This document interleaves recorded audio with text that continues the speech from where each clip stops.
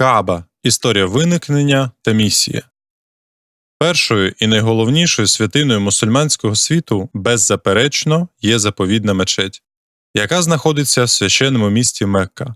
Вона є однією з 3 святинь ісламської віри, до яких, згідно з канонами шаріату, дозволено подорожувати. На це вказав сам пророк Мухаммед, мир йому і благословення Аллаха. Не можна вирушати в дорогу, крім як до 3 мечетій: до цієї, моєї мечеті в Медині, до заповідної мечеті в Мекці та мечеті Аль-Акса, Аль-Бухарі, Муслім. Історія заповідної мечеті дуже цікава і давня. Вона сягає своїм корінням глибин, саме тому одна з назв цієї мечеті – Бейтуль-Акдам, що означає «найдавніший дім». Її історія почалася задовго до приходу на цей світ пророка Мухаммада, мир йому і благословення Аллаха, який в кінці кінців і прославив цей храм. Звів цей храм наш прабатько Адам, та Аллах знає краще. Відомо, що Кааба була першим храмом на землі для поклоніння Богу. Воістину, перший дім, тобто Кааба, зведений людьми – це дім у Бетці, Мекці, благословення та прямий шлях для світів.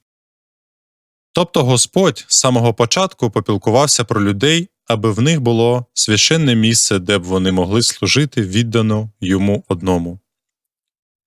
Аллах зробив Каабу заповідним домом, опорою для людей і встановив заборонений місяць і жертовних тварин із прикрасами.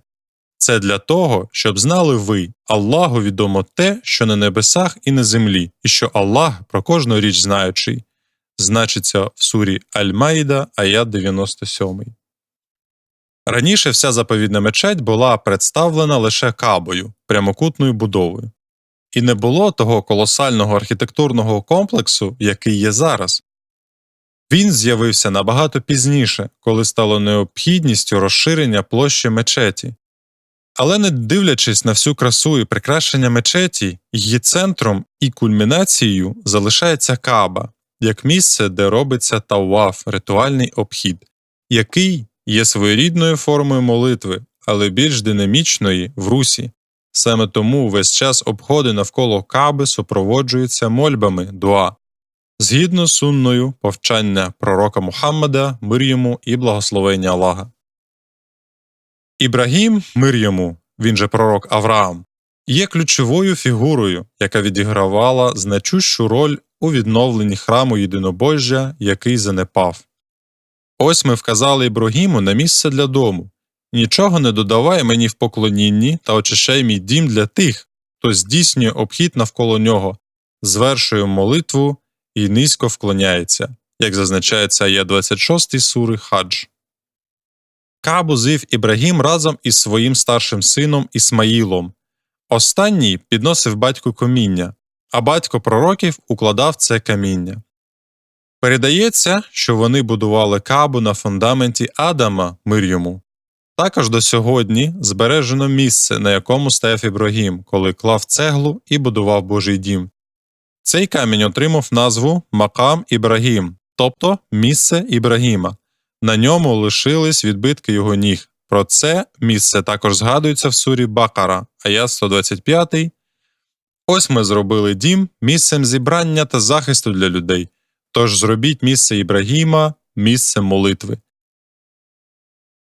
З часом, під впливом сатани і через викривлення істинної віри єдинобожжя, люди впали в багатобіжжя, і араби почали робити дерев'яних та кам'яних ідолів навколо Кааби, яким служили і молилися.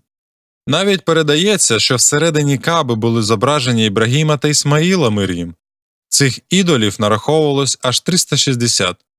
Хоч тогочасні араби лишили деякі сліди релігії Авраама, але в той же час вони внесли в неї багато нового, того, що не було її частиною. Далі вже пророк Мухаммад, мир йому, був тим оновлювачем, який очистив релігію Ібрагіма та її символ – священну Каабу, заповідну мечеть від ідолів, знищивши їх вщент.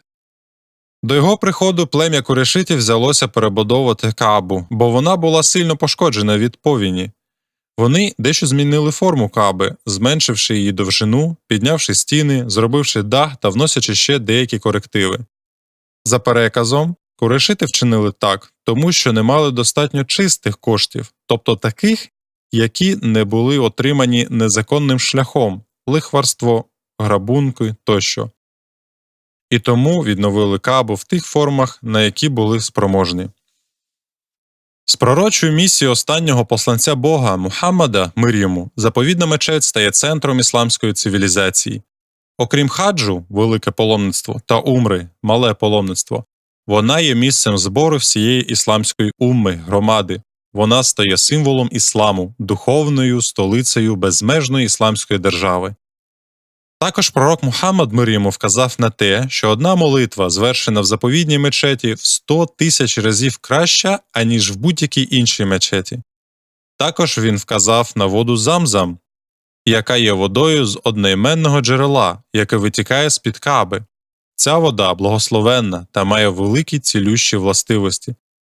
Передається від Ібн Аббаса: краща вода на землі – вода Замзам. Вона має приємний смак і зцілює від хвороб. Також передається, що пророк Мухаммад, мир йому, сказав: «Воістину, вона благословенна, воістину, вона ситна їжа». Муслім. Також заповідна мечеть є напрямком молитви, кибла для мусульман усього світу аж до сьогодні.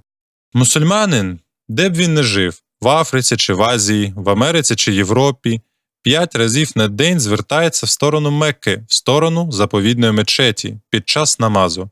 Про це йдеться в Корані. «Ми бачили, як блукав небом погляд твій, і ми спрямували тебе до кибли, якою ти будеш задоволений. Поверниш своє обличчя у бік забороненої мечеті, і де б ви не були, повертайте обличчя своє саме у цей бік». Сура Бакара, аят 144.